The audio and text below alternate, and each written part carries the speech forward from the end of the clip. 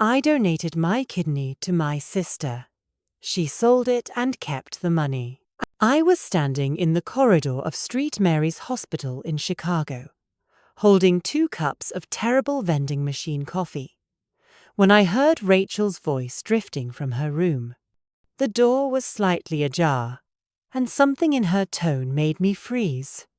It wasn't the weak, grateful voice she'd been using with me for the past 3 months. This was different, sharp, calculating.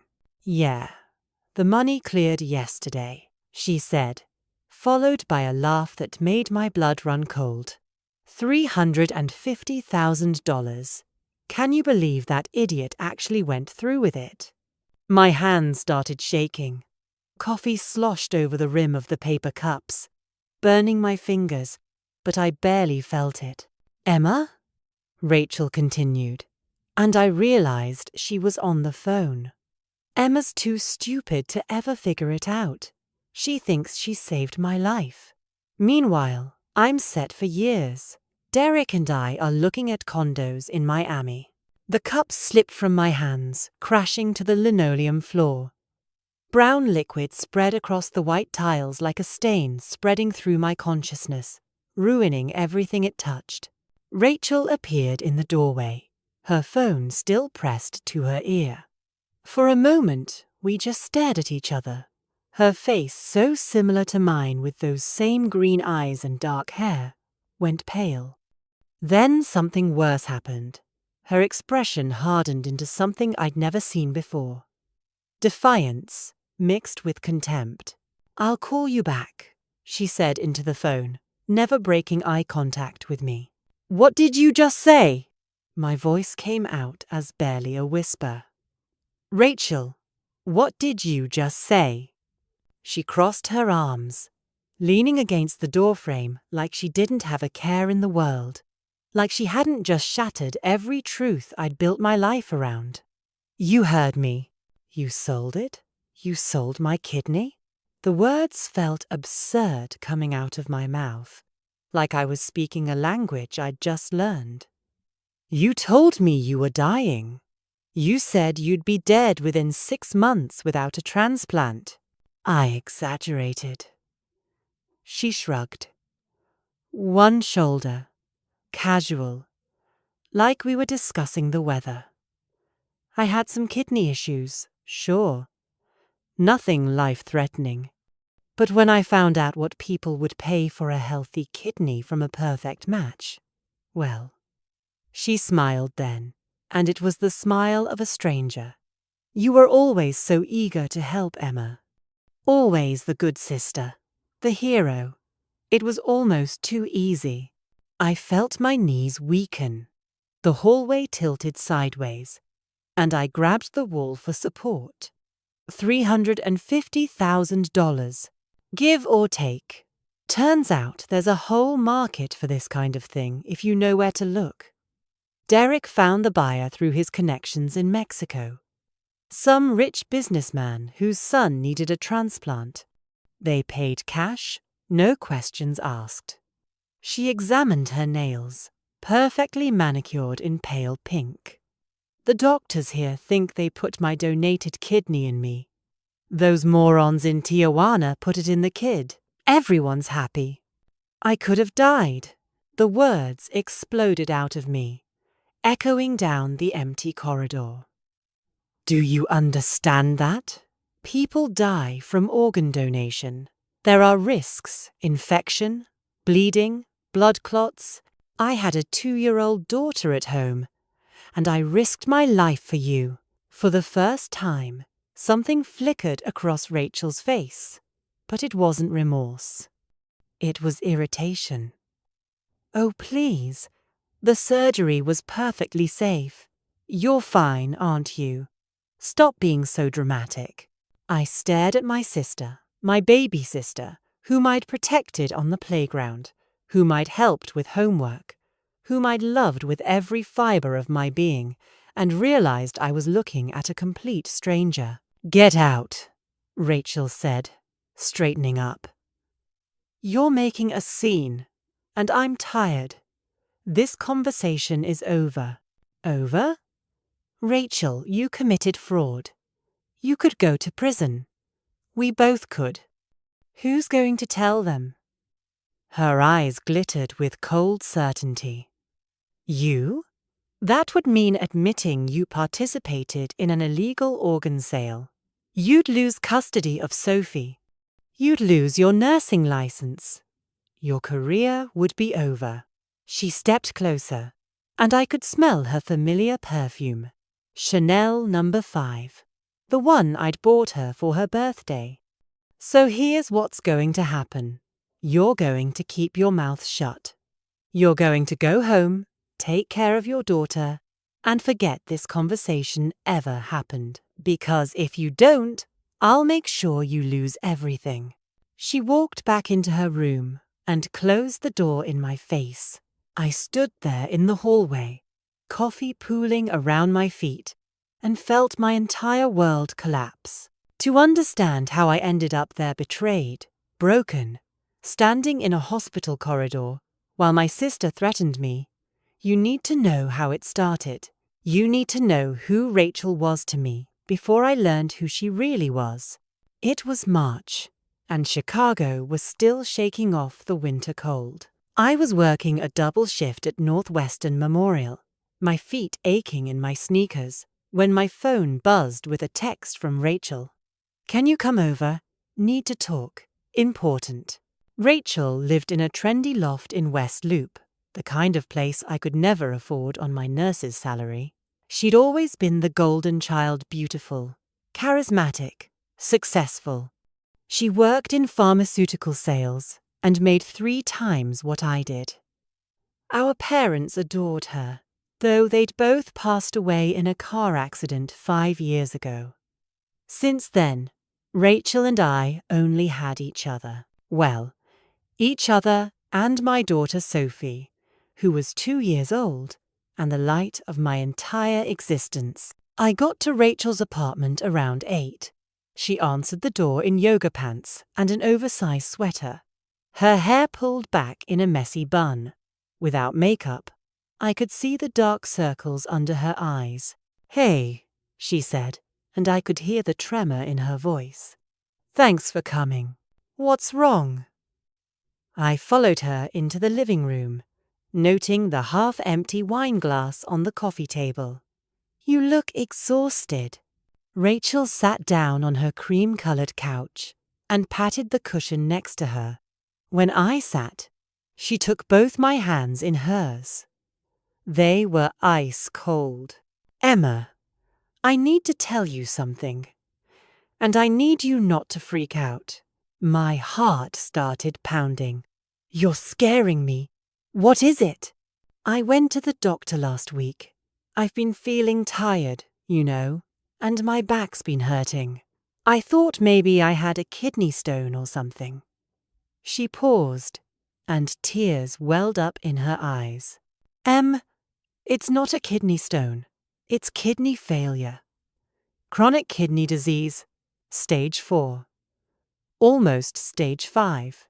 The words hit me like a physical blow. "What? That's not possible. You're only 31 years old." "I know." A tear rolled down her cheek. "They think it might be genetic. Remember how Mom always had kidney problems? They think I inherited some kind of condition. It's been progressing for years, but I never had symptoms until now." "Oh my God, Rachel." I pulled her into a hug, feeling her body shake with sobs. "What did they say? What's the treatment?" "I need a transplant, Em. Soon. They're putting me on the donor list. But the wait time is 3 to 5 years. And they said..." She pulled back to look at me, mascara streaking down her face. "They said I might only have 6 months to a year without a transplant. Maybe less." The room spun. My baby sister, dying. "There has to be something we can do." "What about dialysis?" "I'll start dialysis. But it's not enough. Not long term. What I need is a kidney from a living donor."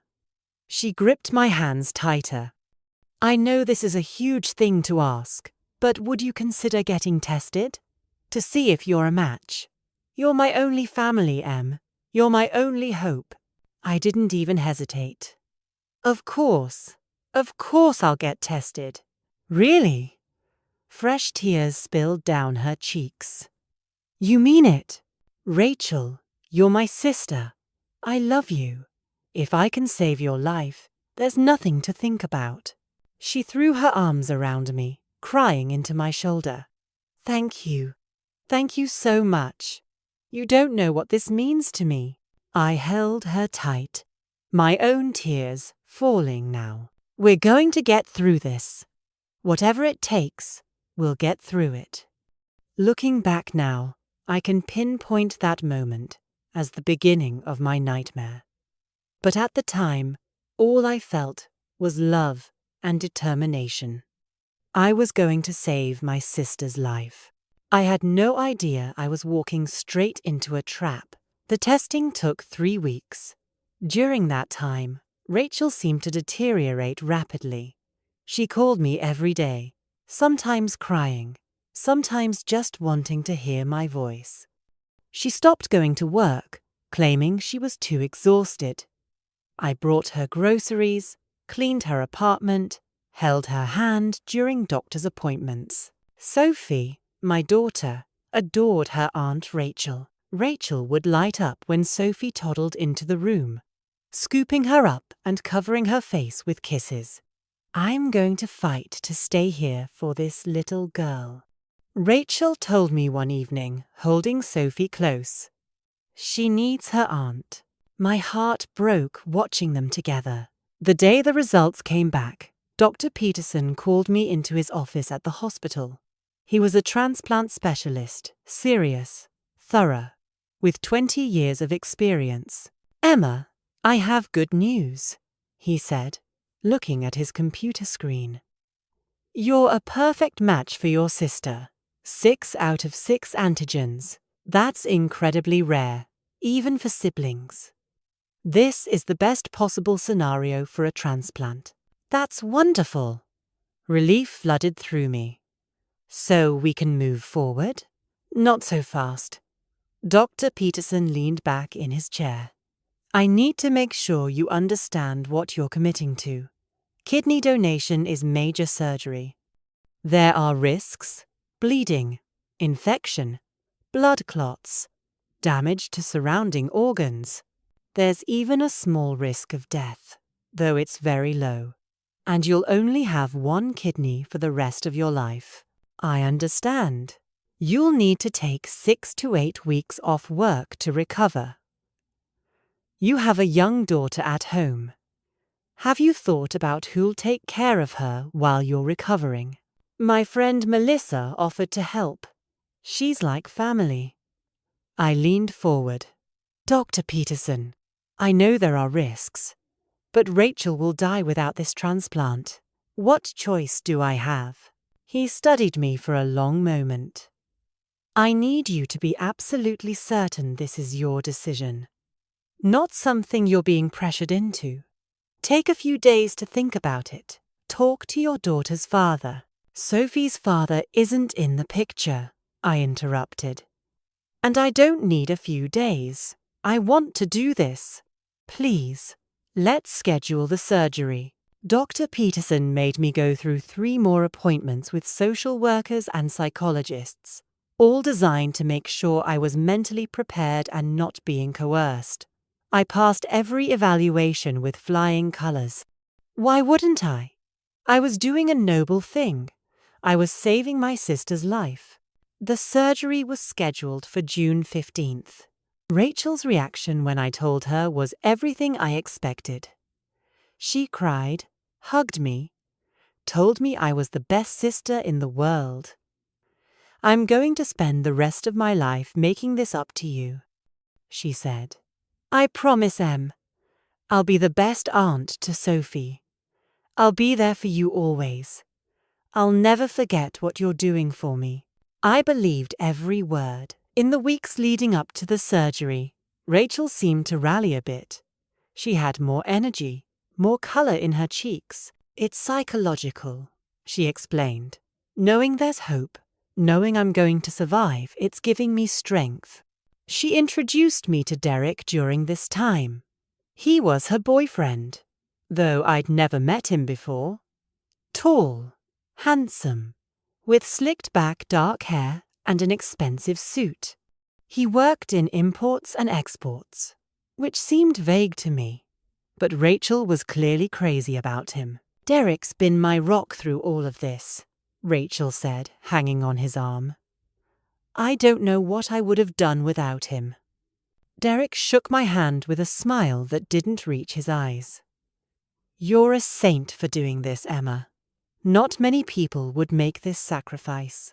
Something about him made me uncomfortable, though I couldn't put my finger on what. Maybe it was the way he looked at Rachel, not with love, exactly, but with something more calculating. Or maybe I was just being paranoid. She's my sister, I said simply. I'd do anything for her. That's beautiful, Derek said. Really beautiful. 2 days before the surgery, Rachel threw a small dinner party at her apartment. Just me, Derek, and Melissa, my best friend who'd be helping with Sophie during my recovery. I want to celebrate Emma, Rachel announced, raising her wine glass. To my big sister, my hero, the person who's giving me a second chance at life. We all clinked glasses. I was drinking water, no alcohol before surgery, but I felt warm and happy. This was what family meant. Love, sacrifice, being there for each other when it mattered most.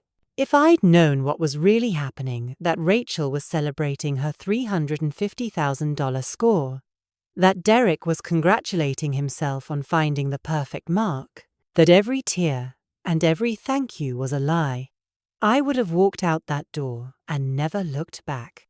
But I didn't know. I was blind, stupid, and trusting, and I paid for it with a piece of myself I could never get back. The surgery took place on a Wednesday morning. I remember kissing Sophie goodbye at Melissa's apartment, her little hands clinging to my neck. Mama come back? She asked, her brown eyes wide and worried. Mama's coming back very soon, sweetie. I'm just going to help Aunt Rachel feel better. Aunt Rara's sick? Yes, but Mama's going to make her all better. Melissa pried Sophie's hands away gently. We're going to have so much fun, Sophie. We'll go to the zoo and get ice cream. Your mama will be back before you know it. I kissed my daughter one more time, breathing in her baby shampoo smell, then headed to the hospital. Rachel was already there, prepped and ready. When I walked into her pre-op room, she grabbed my hand. I'm scared, she whispered. Me too, I admitted. But we're going to be fine, both of us. I love you, Em. You know that, right? I love you too, Rach. Always. The anesthesiologist came in then, explaining what would happen. They'd do Rachel's surgery first. The recipient's surgery takes longer than the donor surgery. They'd prep her to receive the kidney. Then they'd take me into the OR, remove my kidney, and transplant it into Rachel. You'll both wake up in recovery, the doctor said cheerfully. New lease on life for one, generous gift for the other. It's beautiful, really, what you're doing. They wheeled Rachel away first. I watched her go, giving her a thumbs up and a smile. Then I was alone in the pre-op room, wearing a thin hospital gown, an IV in my arm. A different doctor came in, not Dr. Peterson, but another surgeon I'd met during the prep appointments. Ready, Emma? Ready. They wheeled me down the corridor, through the double doors marked surgical suite. The OR was bright and cold.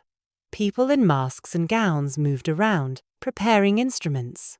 Someone put a mask over my face. Count backward from 10. A voice said, 10. 9. 8. 10. 9. Then nothing. I woke up in pain. Not unbearable pain, but a deep, throbbing ache in my side. A nurse appeared beside me. "Emma, can you hear me?" "The surgery went perfectly. You did great, Rachel." I managed to croak out. "Your sister's in recovery too. Everything went smoothly for both of you." Relief washed over me, stronger than the pain medication flowing through my IV. I'd done it. I'd saved her. The next few days were a blur of pain medication and recovery. They kept Rachel and me in rooms near each other. I couldn't walk much, but when I could, I'd shuffle to her room, pulling my IV pole along. Rachel looked pale but alive. She'd squeeze my hand and thank me over and over. "You saved me, Em. You actually saved me." Dr. Peterson checked on us daily. "Both kidneys are functioning beautifully," he reported on day 3. "Emma, your remaining kidney is already compensating. You're doing great." "Rachel, your body's accepting the transplant perfectly. No signs of rejection." I was released after 5 days. Melissa picked me up and drove me back to her apartment, where Sophie was waiting. "Mama!" Sophie crashed into my legs, and I winced, but hugged her tight. "Careful, sweetie. Mama's sore." "You make Aunt Rara better?" "Yes, baby. Aunt Rachel's all better now."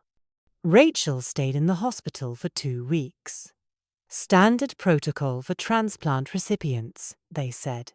She needed to be monitored closely to make sure her body accepted the kidney.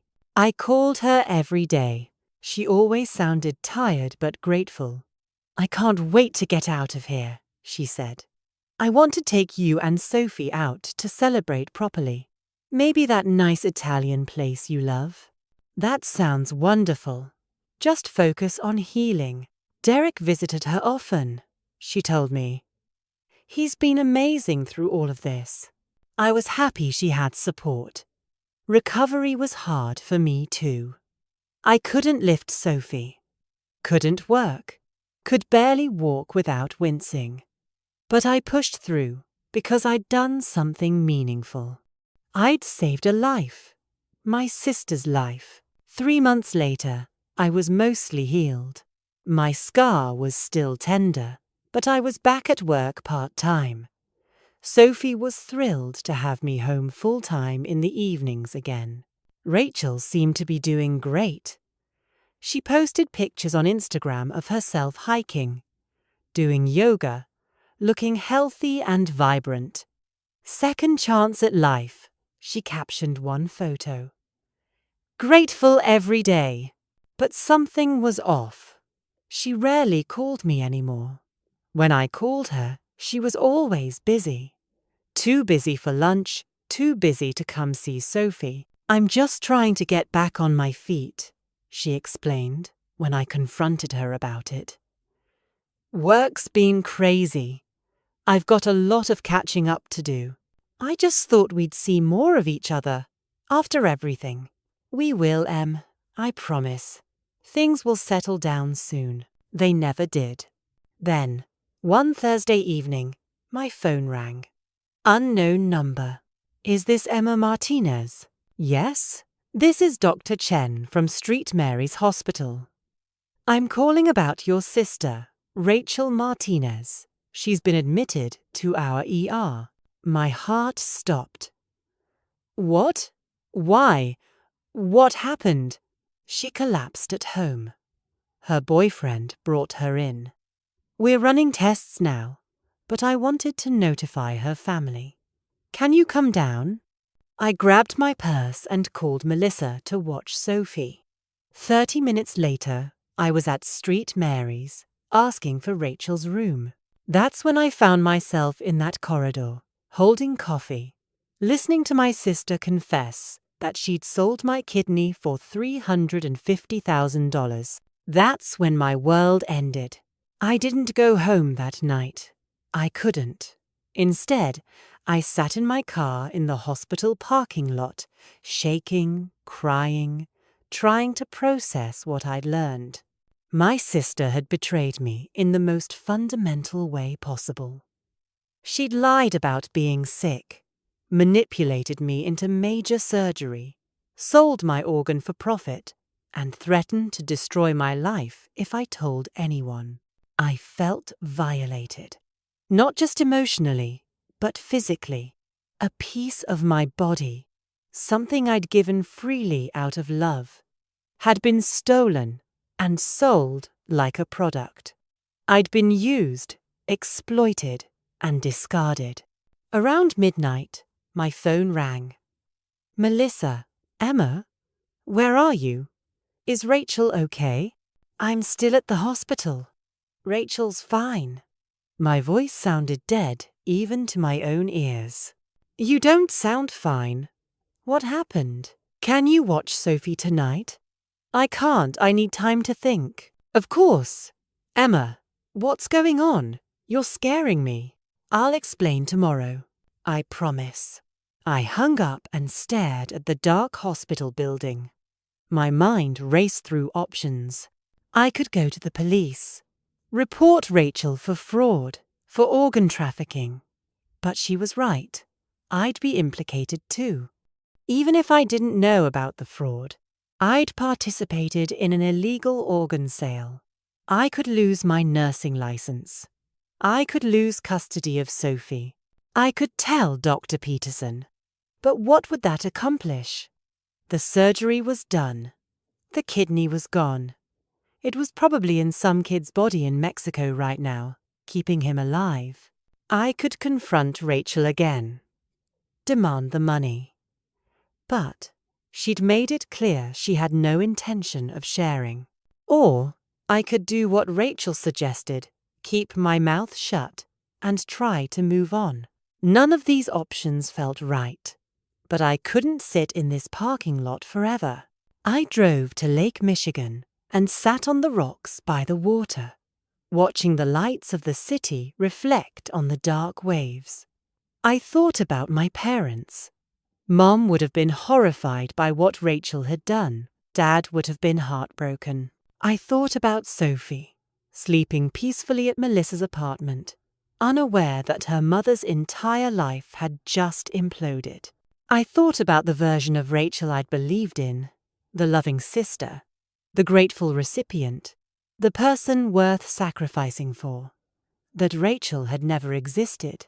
She'd been a fiction, a character Rachel played to manipulate me. The real Rachel was someone I didn't know at all. As dawn broke over the lake, pink and gold spreading across the water, I made my decision. I wasn't going to let Rachel destroy me. I wasn't going to let her get away with this. But I also wasn't going to destroy my own life in the process of getting revenge. I was going to be smart about this. Over the next few weeks, I became someone I'd never been before. Calculated, strategic, patient. I channeled all my hurt and anger into one goal: gathering evidence. I started with Rachel's social media. I screenshotted everything: posts about being sick, posts about recovery, posts about her new lease on life.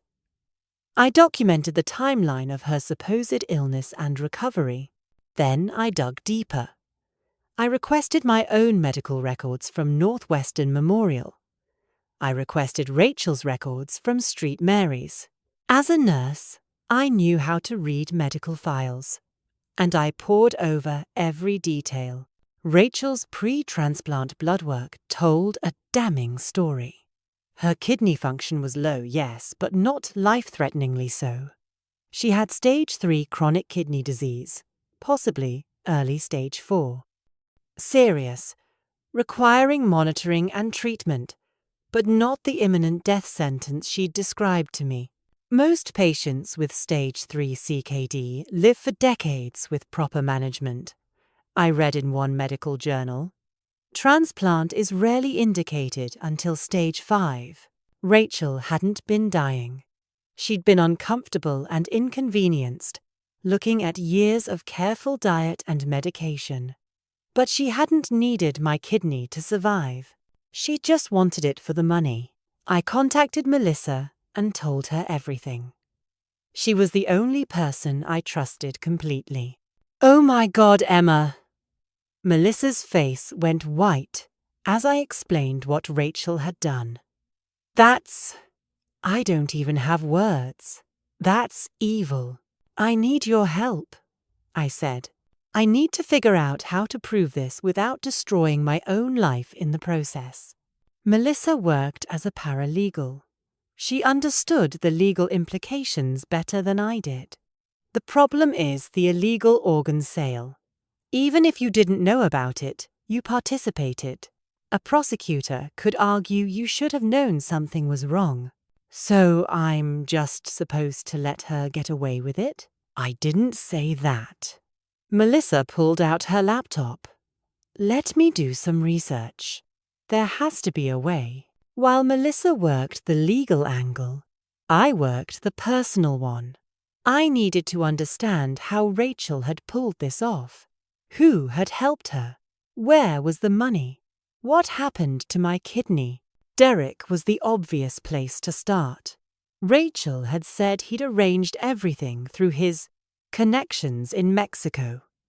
I started following him on social media, tracking his movements. That's when I discovered Derek wasn't just Rachel's boyfriend. He had a history, a criminal history. A few careful Google searches revealed arrests for fraud, embezzlement, and suspicion of involvement in a medical tourism scam 3 years ago. The charges had been dropped, but the pattern was clear.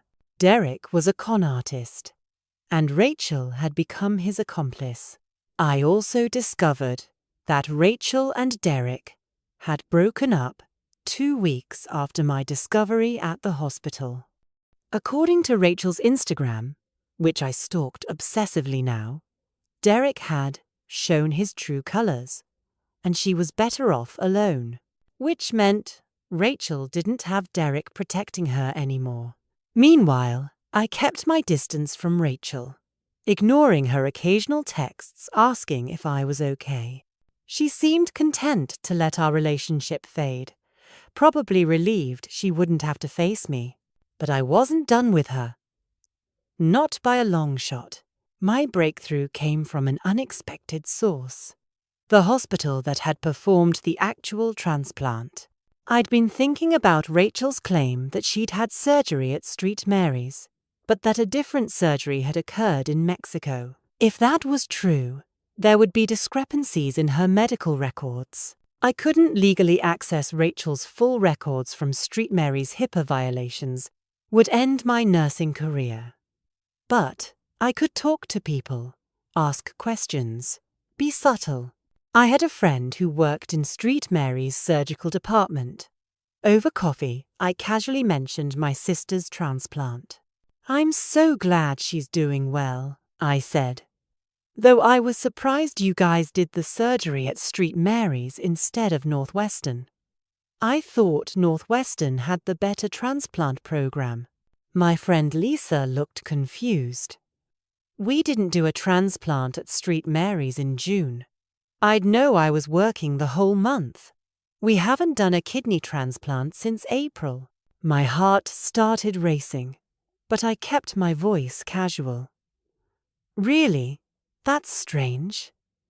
Rachel was definitely at St. Mary's. She was admitted there. For what? She collapsed at home. That's what they told me when they called." Lisa frowned. "Emma, I can't tell you specific patient information, but if your sister was admitted for collapsing, that's not the same as having transplant surgery. That's emergency admission. So she didn't have surgery at St. Mary's at all. I can't confirm or deny specific patients."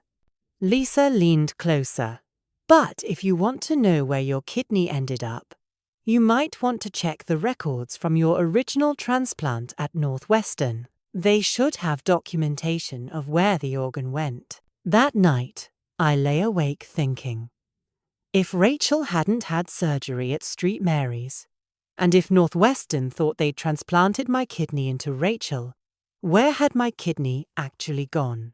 I needed access to surgical records I couldn't legally obtain. But I knew someone who could. Melissa's boss was a lawyer who specialized in medical malpractice. If I could convince him I might have a malpractice case, he could subpoena records.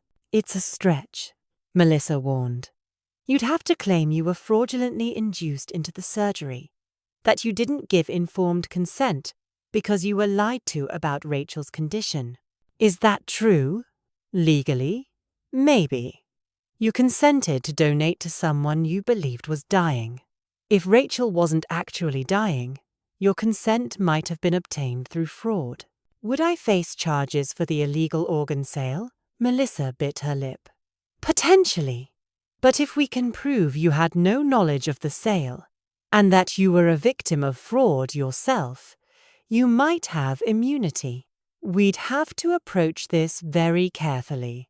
We brought the situation to Melissa's boss, Martin Goldstein, leaving out certain details until we knew he'd take the case. Martin was a shark 60 years old, with silver hair and a reputation for taking down hospitals and pharmaceutical companies. He listened to my story with sharp, calculating eyes. "This is highly unusual," he said when I finished. "But if what you're telling me is true, you've been the victim of multiple frauds. Medical fraud, organ trafficking, emotional manipulation. The question is, can we prove it? I have her medical records showing she wasn't dying. That's a start. We'll need more. We'll need to trace where your kidney actually went. We'll need to find evidence of payment." He leaned back in his leather chair. "Here's what I'm willing to do. I'll take this on contingency. If we win, I take 30%. But Emma, you need to understand, this could get ugly. Your sister will face criminal charges. You might face scrutiny. This could tear your family apart." "My family's already torn apart," I said quietly. "I just want the truth to come out." "Then, let's get to work." Martin Goldstein worked fast. Within 2 weeks, he'd filed a lawsuit against Rachel for fraud and emotional distress. The lawsuit claimed that Rachel had fraudulently induced me into organ donation by lying about her medical condition, and that she'd profited from the illegal sale of my kidney without my knowledge or consent. The lawsuit demanded return of all profits from the organ sale, plus punitive damages. Rachel's response came through her lawyer, a sleazy guy named Howard Brennan, who specialized in defending white-collar criminals. My client denies all allegations. Miss Martinez was genuinely ill and genuinely received her sister's kidney. Any suggestion otherwise is defamatory. But Martin had anticipated this. He immediately subpoenaed Rachel's medical records from multiple sources: her bank records, her phone records, and records from Derek. "If she's lying, we'll prove it," Martin said. "If she's telling the truth, the records will show it. Either way, we're about to learn what really happened." The discovery process took 3 months. 3 months of waiting, wondering, barely sleeping. 3 months of seeing Rachel's face everywhere in Sophie's expressions, in old photographs, in my nightmares. Melissa kept me grounded. She'd come over in the evenings after work, help me with Sophie, remind me to eat and sleep and function. "You're doing the right thing," she'd tell me when I spiraled into doubt. "Rachel committed fraud. She violated your trust in the most horrible way. She deserves to face consequences." Then, on a cold November evening, Martin called me into his office. "I have news," he said, and I could tell from his expression it was big. "Emma, sit down. Saturday. We've traced the money. Rachel received $350,000 in July from a shell corporation based in the Cayman Islands. That corporation was owned by Derek Torres. Derek received the money from a medical tourism company in Tijuana. That company arranged illegal organ transplants for wealthy clients. So it's all true. I felt numb. Some part of me had still hoped I was wrong, that this was all a horrible misunderstanding. It gets worse, or better, depending on your perspective. We've obtained surgical records from the Tijuana facility. Your kidney was transplanted into a 16-year-old boy named Carlos Mendoza. His father paid $500,000 for the transplant. $500,000? But Rachel said $350,000. Derek took a cut. And the facility took a cut. Rachel got what she got, and apparently didn't realize she was being shortchanged. Martin allowed himself a small smile. Here's the interesting part. Carlos Mendoza's father is a Mexican businessman with substantial U.S. holdings. When my investigators contacted him and explained that the kidney his son received was obtained through fraud, he was, let's say, extremely concerned about potential legal liability. Is Carlos okay? The boy who got my kidney? Martin's expression softened. Yes, he's doing well. The kidney is functioning properly. His father wants you to know that he had no idea the organ was obtained illegally. He thought he was working with a legitimate medical tourism company. I don't blame him, or his son. I just want them to know the truth. They do now. And here's where it gets interesting. Mr. Mendoza has offered to testify against the Tijuana facility, against Derek Torres, and if necessary, against your sister.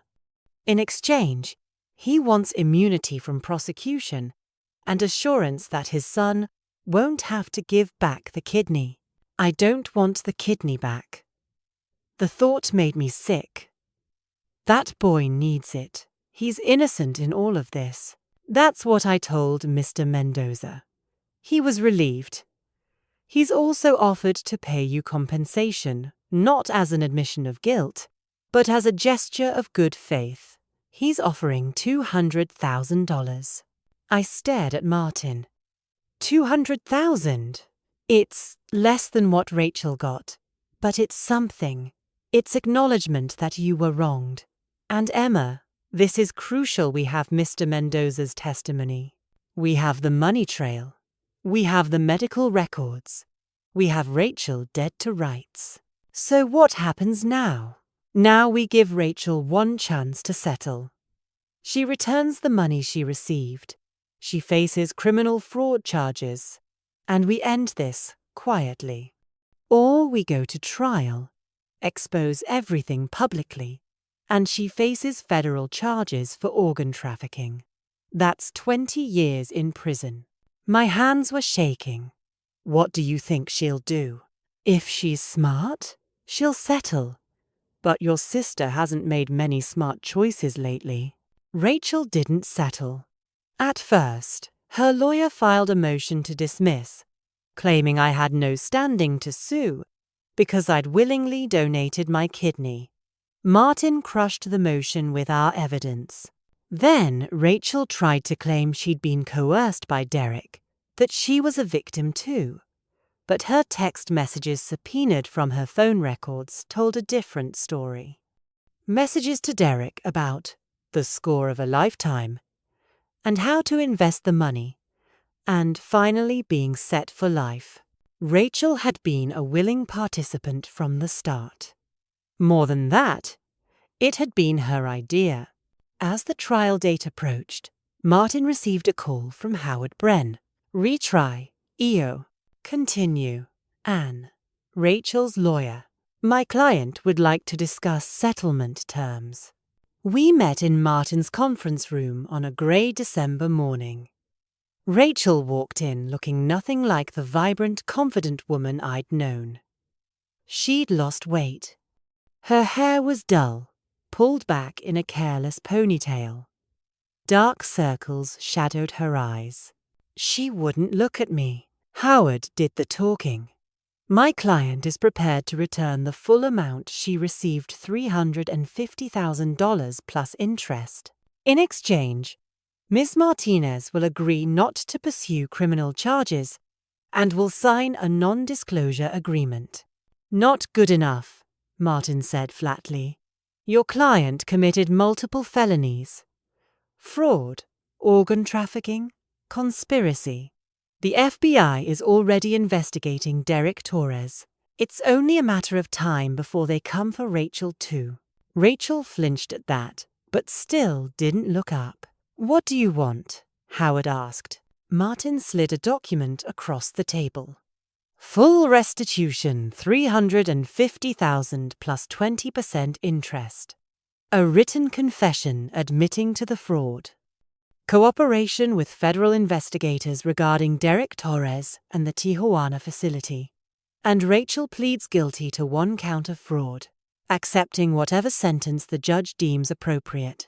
You want her to go to prison? Howard looked appalled. I want justice, I said, speaking for the first time. My voice was steady, cold. She used me. She violated my body, my trust, my love. She threatened to take my daughter away if I told the truth. So yes, I want her to face consequences. Rachel finally looked at me then. Her eyes were red-rimmed, her face blotchy. Emma, please. I'm sorry. I know I messed up, but please don't do this. I'm your sister. The word sister ignited something in me, a fury I'd been holding back for months.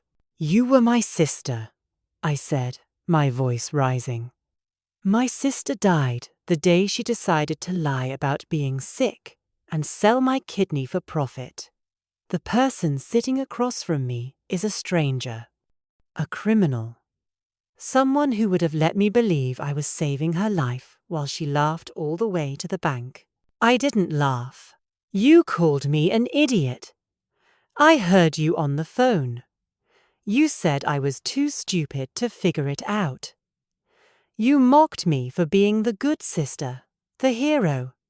You threw my love back in my face and told me it was my fault for being naive enough to trust you. Tears streamed down Rachel's face now. I was angry at myself. I was scared. I didn't mean. You meant every word.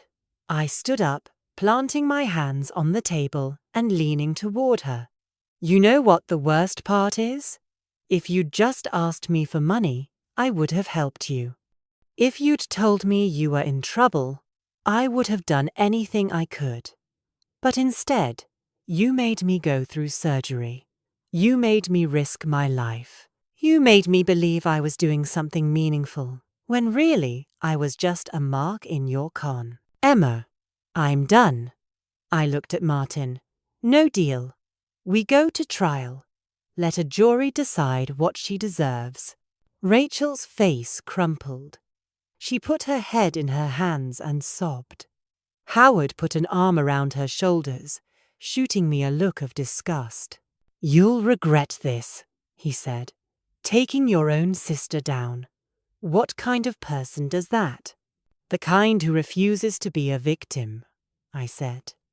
The kind who wants her daughter to grow up knowing that actions have consequences.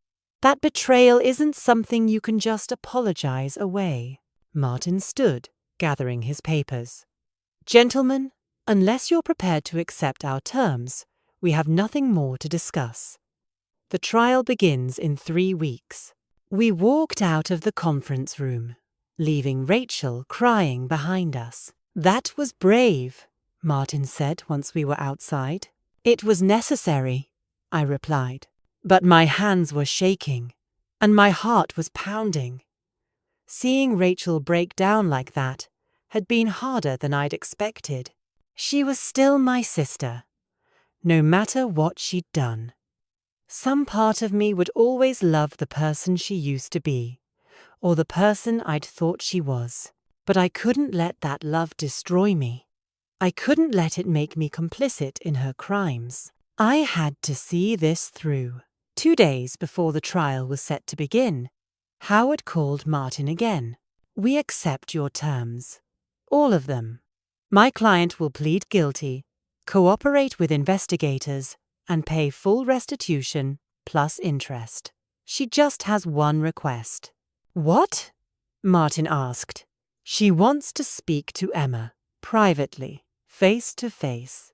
I almost said no. What could Rachel possibly say to me that would make any difference? What words could undo the betrayal, the lies, the violation? But Melissa convinced me to hear her out. "You need closure," Melissa said. "And maybe she needs to tell you things her lawyer wouldn't let her say in the conference room. Things that might help you understand." "I don't want to understand. I want to move on." "Then think of it as the last conversation you'll ever have with her. A chance to say everything you need to say before this chapter closes forever." So I agreed. We met at a coffee shop in Lincoln Park on a Saturday afternoon. Neutral territory. Public enough that Rachel couldn't make a scene, but quiet enough for us to talk. She was already there when I arrived, sitting in a corner booth, with a cup of tea she wasn't drinking. She looked even worse than she had in the conference room, thinner, paler, older somehow. I slid into the seat across from her but didn't say anything. She'd asked for this meeting. She could start. "Thank you for coming," Rachel said quietly. Her voice was hoarse, like she'd been crying. "I wasn't sure you would. I'm here. Say what you need to say." She took a shaky breath. "I don't expect you to forgive me. I know what I did was unforgivable. I just wanted you to hear my side, to understand how it happened." How it happened. I felt anger rising again. "Rachel, you planned this. You lied to me for months. You faked being sick. This wasn't an accident or a mistake. It was deliberate." "I know. But let me explain how I got there, please." I crossed my arms, but nodded. "It started with Derek," Rachel began. "I met him last year at a pharmaceutical conference. He was charming, sophisticated, seemed successful. We started dating, and things moved fast. Too fast, probably. He talked about all these business opportunities, ways to make money. At first, it seemed legitimate. When did it stop being legitimate? Maybe it never was. I don't know. Derek owed people money. Dangerous people. He got involved in some investments that went bad, and suddenly he was in debt to the tune of $500,000.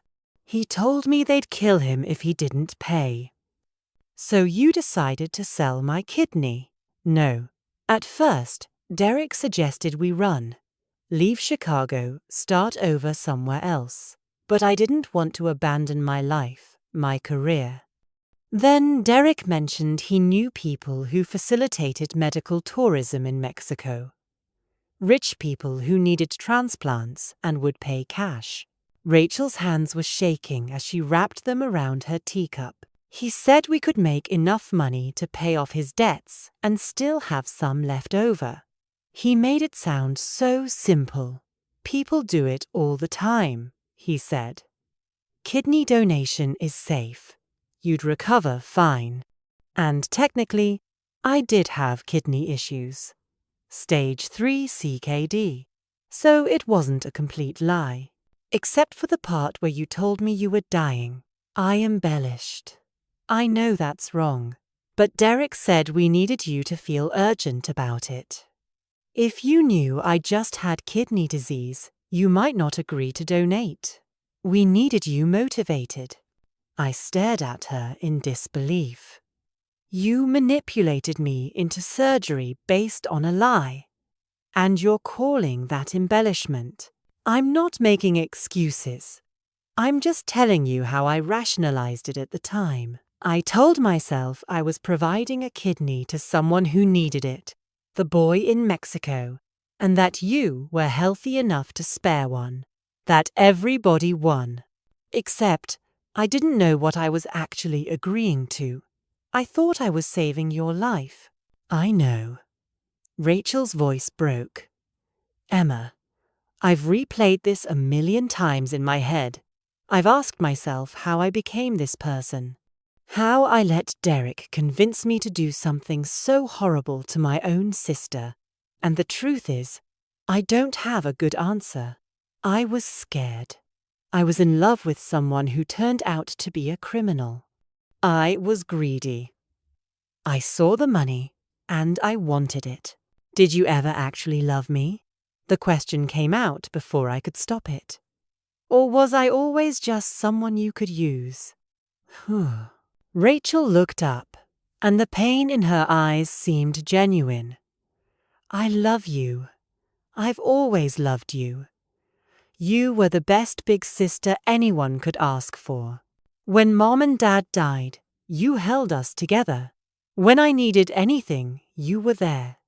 You're a better person than I could ever be, and maybe that's part of why I did this. I resented you for being so good, so selfless. I wanted what you had, that sense of purpose, that moral clarity. But I didn't want to earn it. I wanted a shortcut, so you destroyed us both. I destroyed myself. You're still standing. She wiped tears from her cheeks. Emma, I'm going to prison. I've accepted that. I'm going to lose years of my life, my career, any chance at a normal future. I deserve all of that. But before I go, I need you to know something. What? I never stopped being your sister. Even when I was lying to you. Even when I was plotting with Derek. There was a part of me that hated what I was doing. A part of me that kept thinking, Emma would never do this to you. Emma loves you unconditionally. What kind of monster betrays that? She reached across the table like she wanted to take my hand, but I pulled back. I'm a monster, Rachel continued. I know that now, but you're not. You're still the person who would give a kidney to save someone's life. You're still the person who loves with her whole heart. Don't let what I did change that about you. Don't let my betrayal make you bitter or closed off. Sophie needs you to stay who you are. At the mention of Sophie, something cracked inside me. You're right, I said quietly. Sophie needs me, which is exactly why I had to do this. Why I had to pursue justice instead of sweeping it under the rug.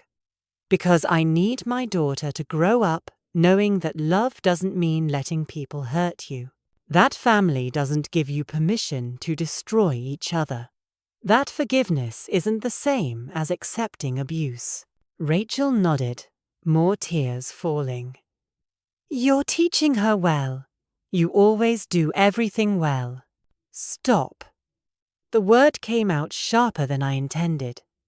Stop trying to make me feel guilty for being a good person.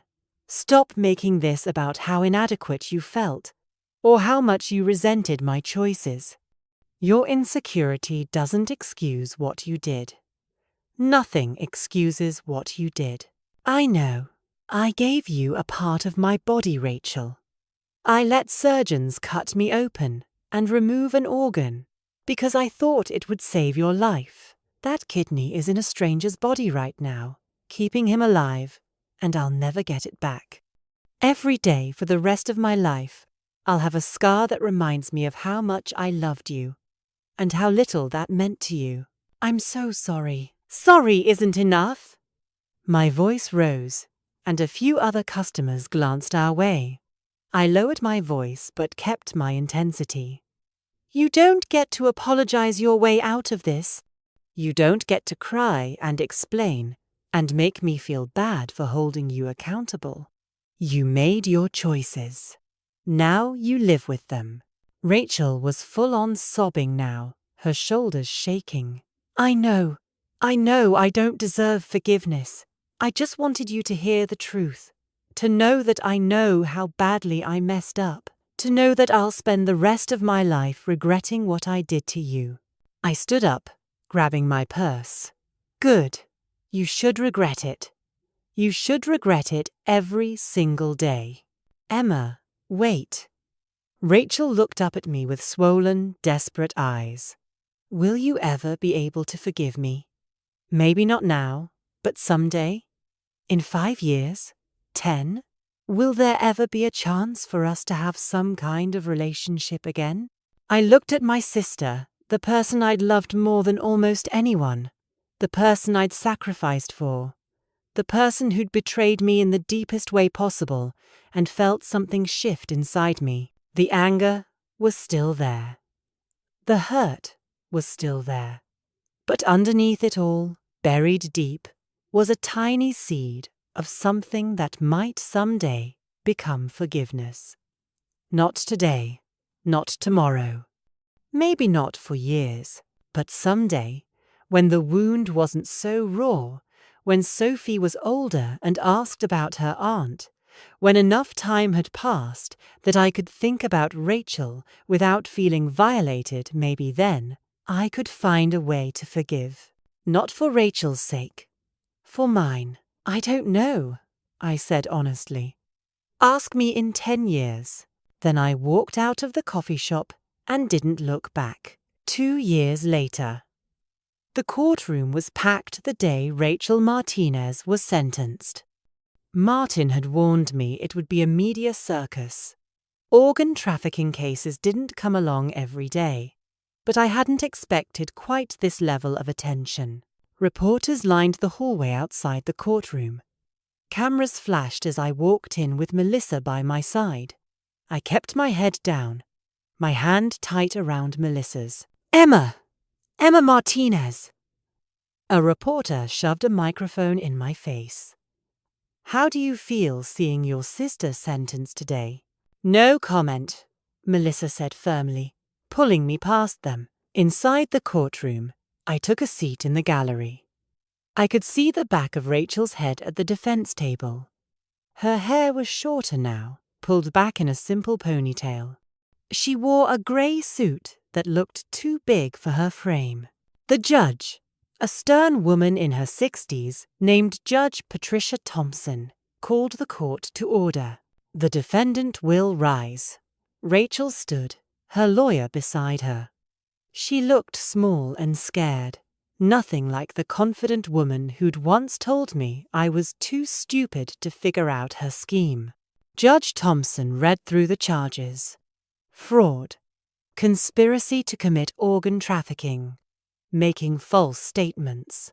Rachel had pleaded guilty to all of them as part of her agreement with prosecutors. Miss Martinez, Judge Thompson said, her voice carrying through the silent courtroom. You committed a heinous breach of trust. You manipulated your own sister into donating an organ through false pretenses, then sold that organ for profit. You violated federal laws, endangered lives, and showed callous disregard for the person who loved you most. Rachel's shoulders shook. She was crying. However, the judge continued, the court notes your cooperation with federal investigators. Your testimony led to the arrest and conviction of Derek Torres, who received 15 years in federal prison. Your information also helped shut down an illegal organ trafficking ring in Mexico, potentially saving countless lives. Hope flickered across Rachel's face. The court also notes that your victim, your sister, has chosen to show you mercy. She's not seeking the maximum sentence. She's not seeking additional civil damages beyond restitution. She's chosen to let the justice system do its work without vengeance. Judge Thompson looked directly at Rachel.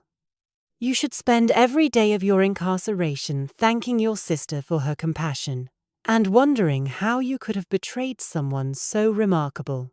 Then the judge pronounced sentence. 4 years in federal prison, followed by 3 years of supervised release.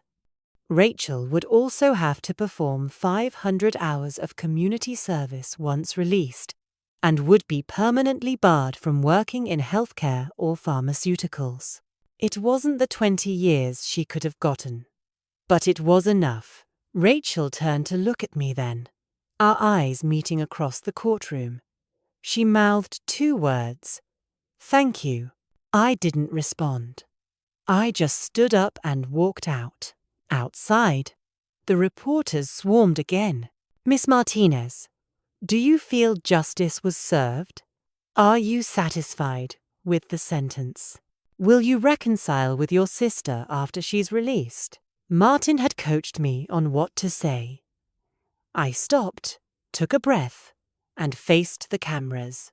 I hope my sister uses her time in prison to become a better person. I hope she gets help, finds redemption, and lives a meaningful life when she's released. But that's her journey to take. Mine is different. What is your journey? A reporter asked. Moving forward, raising my daughter, living my life without regret or bitterness. What happened to me was terrible, but I refuse to let it define me. I'm not a victim. I'm a survivor, and I'm going to be okay. That's what I told the cameras. What I didn't tell them was what happened next, the beautiful, unexpected ways my life changed after everything fell apart. The first change came from Carlos Mendoza's father. True to his word, he'd paid me $200,000 as compensation. With that money, I'd paid off my student loans, put money into a college fund for Sophie, and even made a down payment on a small house in a good neighborhood with a backyard where Sophie could play. The second change came from my job. The hospital where I worked had heard about my case, and instead of being horrified, they'd been supportive. My supervisor called me into her office one day and said, "Emma, what you went through was terrible, but the way you've handled it with dignity and strength is remarkable. We'd like to offer you a position in our patient advocacy department, helping other people navigate difficult medical situations." It was a promotion with better hours, better pay, and work that felt meaningful in a new way. I accepted immediately. The third change was unexpected. I started dating again. His name was Michael, a pediatrician I met at the hospital. He had kind eyes and a gentle sense of humor. When I finally told him my story over dinner, he didn't run away or treat me like I was damaged.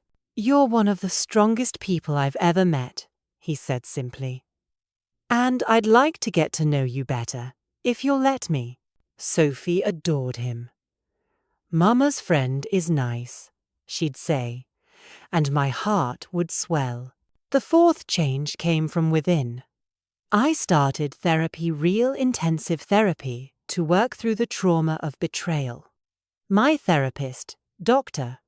Sandra Chen, helped me understand that what Rachel did wasn't my fault, that being trusting and loving wasn't a weakness, that I could heal from this without becoming cynical or closed off. "You can be cautious without being cold," Dr. Chen told me. "You can protect yourself without building walls. You can love again without being naive." It took time, but slowly, I started to believe her. And now, 2 years after that horrible day in the hospital corridor, I was standing in my backyard, watching Sophie, now 4 years old, chase butterflies through the grass. The sun was warm on my face. Michael was grilling hamburgers on the patio. Melissa was setting the picnic table for Sophie's birthday party. This was my life now. Not the life I'd planned, but a good life nonetheless. My hand went to the scar on my side, a habit I'd developed over the past 2 years. The scar was a reminder, yes, but not just of betrayal, also of strength, of survival, of the day I chose myself over silence. "Mama!" Sophie ran up to me, holding a dandelion. "Make a wish!" I took the fluffy white dandelion from her hand and knelt down to her level. "What should I wish for, baby?" "Wish for cake," Sophie giggled. I smiled and closed my eyes. But I didn't wish for cake. I wished for continued healing, for wisdom to teach Sophie about trust and boundaries, for strength to face whatever came next. And maybe, buried deep in that wish, was a hope that someday, not today, not tomorrow, but someday far in the future, I might be able to think about Rachel without pain. That the sister I'd loved might find her own healing in prison. That 10 years from now, if she reached out, I might be ready to have a conversation. Not reconciliation. Probably not even forgiveness. But maybe understanding. Maybe peace. I blew on the dandelion, and the seeds scattered in the breeze, carrying my wishes into the world. "Did you make a good wish, Mama?" "The best wish, sweetheart." Sophie hugged my legs, and I picked her up, holding her tight. Behind me, I heard Michael laugh at something Melissa said. The smell of burgers on the grill filled the air. In the distance, I could hear the sounds of the neighborhood kids playing, dogs barking, life happening. This was enough. This moment, this life, this hard-won peace. I'd given my kidney to my sister, and she'd sold it and kept the money. She'd betrayed me in the deepest way possible. But she hadn't destroyed me. I was still standing. I was still loving. I was still whole. And that was my victory. Not revenge, not bitterness, not the satisfaction of seeing Rachel punished. My victory was this. I'd survived betrayal and come out the other side still capable of trust, still capable of joy, still capable of building a beautiful life. Rachel was in prison, dealing with her own consequences. I was here, in the sunshine, with my daughter in my arms. I'd won. Thank you so much for listening to my story. Please, kindly like, share, and leave us a comment. Also, kindly subscribe and stay tuned for more stories.